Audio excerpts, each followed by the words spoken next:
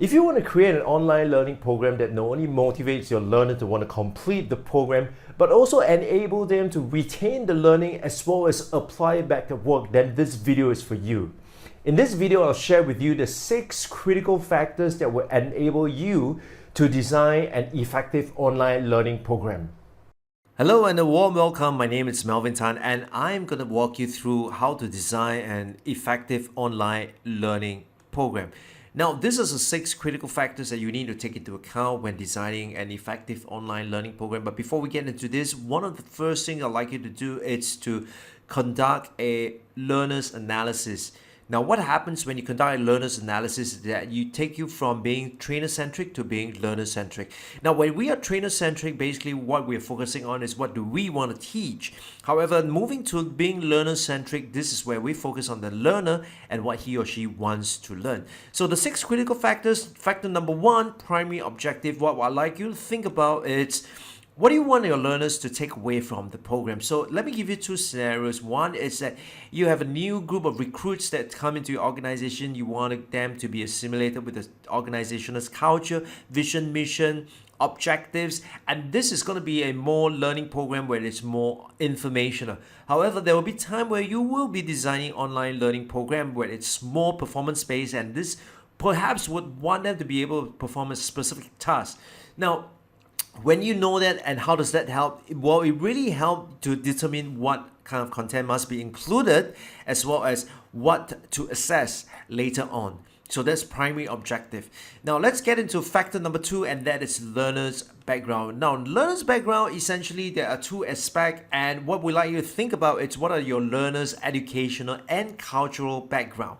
Now, when we talk about educational background, essentially we're asking you to consider what are the qualifications and prerequisites that the learners must have before they can undertake this online learning that you have prepared for them. Secondly, I'd like you to think about in terms of cultural, what are some of the specific nuances and cultural relevant examples that you will want to include in your learning program as well.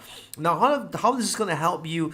Well, at the end of the day, we appeal to the content appeals to us if we are able to resonate with the content. And so understanding this will help you design content that appeals to your learner. In addition to that, your learning, the online learning that you design is not going to be too easy or too challenging for your learners because you understand what are the prerequisites and what kind of qualifications that they already have. So that's learner's background. Let's go into number 3. Number 3 is focusing on when and where. And this is where I'd like you to think about when and where your learners be learning, right? And so there could be several scenarios. One is that they are learning in the office. That's where they get high-speed internet, but they have lots of distractions, for example.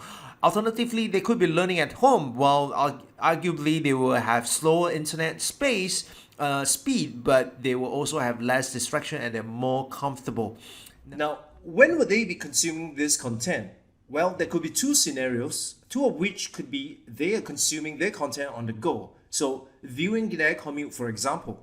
The other one is they are consuming the learning in a just-in-time manner where it's more OJT. So how does knowing this help you? It helps you decide what kind of format your content should be, as well as how long should your content be. So these are really crucial information. Now let's get into factor number 4. Factor number 4 looks at knowledge and skills. And when you think about knowledge and skill, what you would like to think about is how would the learning be applied to their work. Now, so there are 4 steps here. First is that you want to be very clear in terms of what are their job responsibility, right? What they must know and the tasks they must perform, and then arrive at what are the knowledge and skills they must have. Now, once you are able to establish how does that help, it help you ensure that the content will be relevant for this group of people that you're developing the online learning for, and how much to include in the content. You don't want to include too much or too little. All right, and so that's factor number 4 in knowledge and skills. Now, factor number 5 looks into technical requirements, and when we talk about technical requirements, what I'd like you to think about is what kind of hardware or software are required.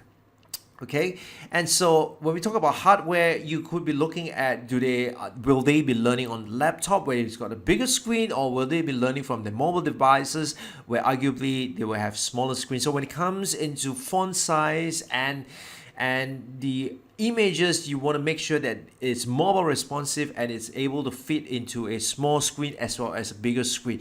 Now the other thing is software. Will they be required to download certain software to kind of facilitate their learning, or will they be required to download certain apps if they are doing it on their mobile devices?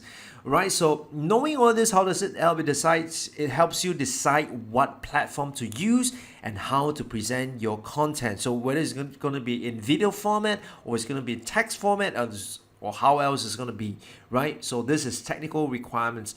Factor number 6, look into their learning preferences. And when we talk about learning preferences, I'd like you to think about what type of activities would appeal to your learners.